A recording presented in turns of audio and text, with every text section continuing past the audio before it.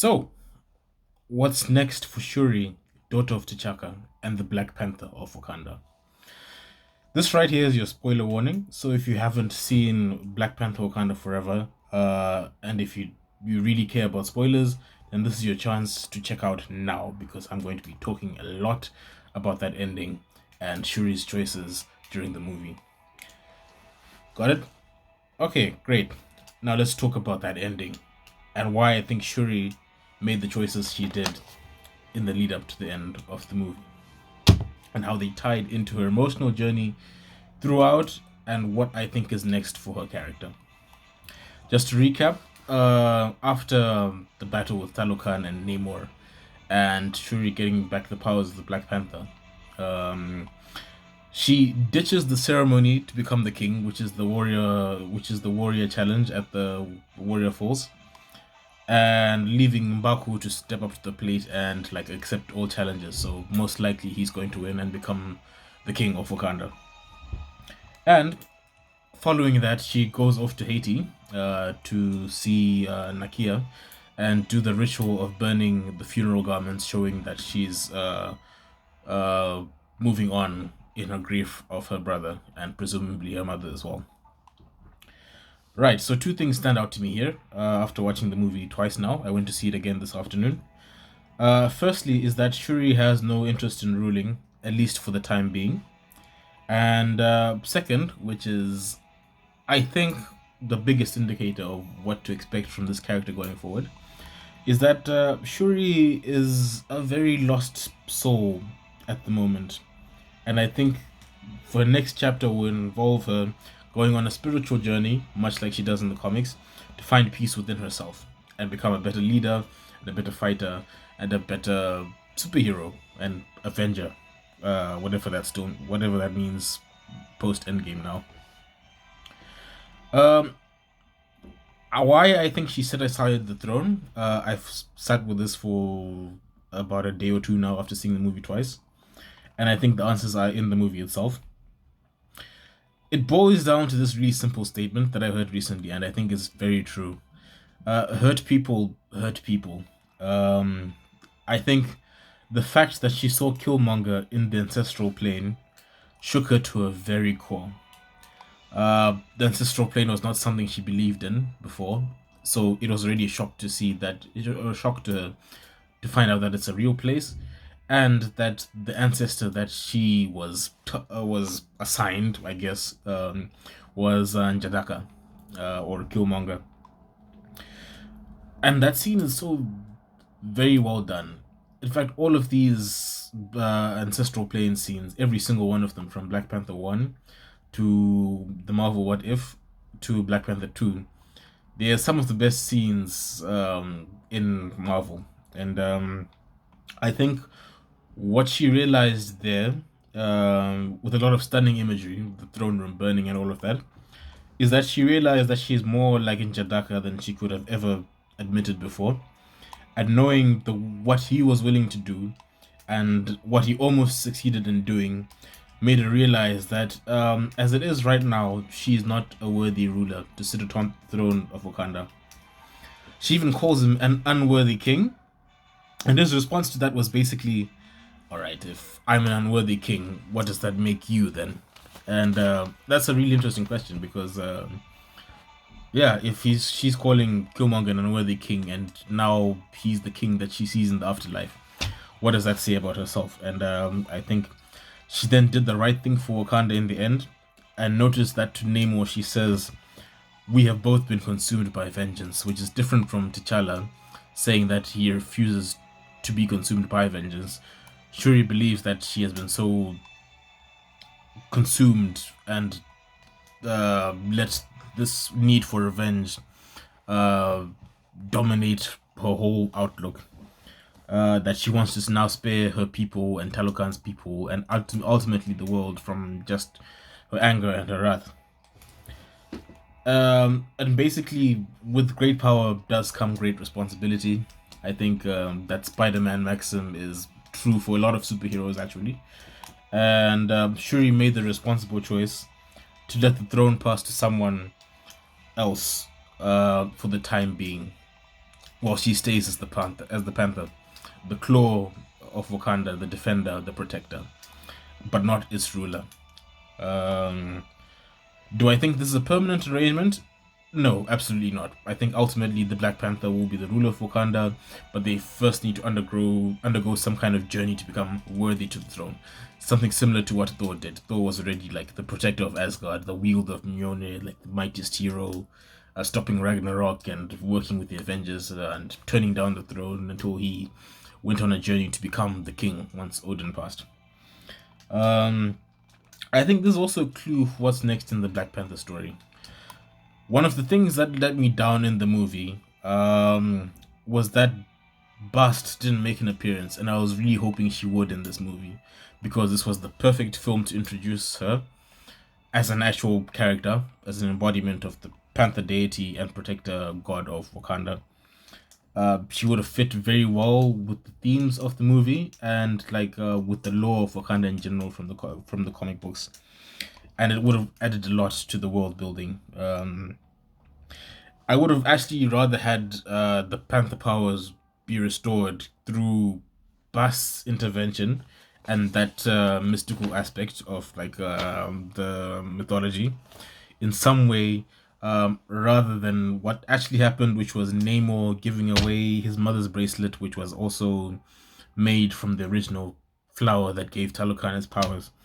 It was a bit weird because that's like a priceless and sacred relic, not only to Namor but to their culture. That's like I don't know, maybe aliens visiting the UK, and like King George gives them the crown jewels of the monarchy to take as like a gift or like a token of some kind of goodwill. It's very strange, but like anyway, I try not to think too much about it. I would rather have Bast be in that role. In the comics, um, mysticism and spirituality are a huge part of the Wakandan lore and culture, and I thought this was a huge opportunity missed by the movie to have that really interesting interplay that's been teased since the beginning of the Black Panther movies, uh, of Shuri's scientific mind and her natural agnosticism, and the friction she has with like her traditional customs and the ways of the elders. How she could wrestle with that and finding her own identity and place as a Wakandan, but also being this brilliant futurist. That's a lot of good material for a writer to work with, and I think Letitia Wright could really pull that off. Um, yeah, going back to the Nemo point, it was really odd that the priceless relic that he gives to the stranger also happens to be the key to that stranger reviving their most powerful protector that is key to their culture as well. So it's kind of like giving your enemy their biggest weapon and not knowing it. So I don't know, it didn't quite work for me. They could have just had Bast in there, use some godly powers like Moon Knight and Conchu or something like that, or at least have Bast like send more herb or another vision or something like that, so she could repeat the journey of Bashenga and we get a bit more of that aspect of the history of Wakanda. I think, however, that's an opportunity they can take full advantage of in the future and in the next installments because this is a very lucrative franchise for them, and the setup is there, and the groundwork has been laid for them to then build upon this. Let's face it, by the end of this movie, our poor girl Shuri, yeah, she's very lost.